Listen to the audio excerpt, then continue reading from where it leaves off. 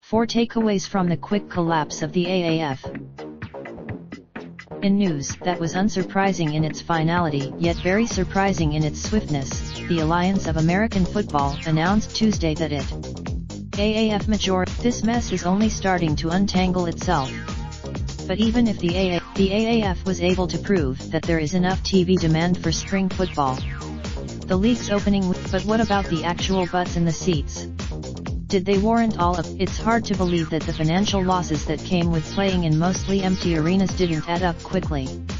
In the future, you hate to point out that the players were probably being overpaid, because a lot of these guys are deserving of that money and are just trying to make a living doing what they love.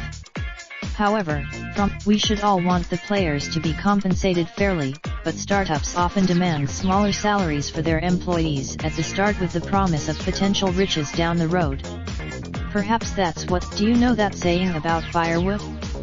That, there are rumors that Dundon actually only so that he could get control of certain technologies and then profit from their usage. Elsewhere, he owns the NHL's Carolina Hurricanes and a majority stake in Topgolf.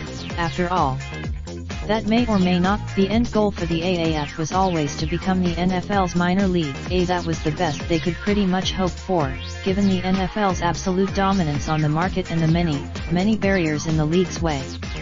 So why did they wait? The XFL would do wise to consider this as well. Much as Vince McMahon, starting a professional sports league in really hard, and the odds are stacked against you. Future leagues would. The post appeared first on Raindrop, drop top smoking, no cooking the hot pot. Fucking on your bitch, yeah, that. Looking up, open the park.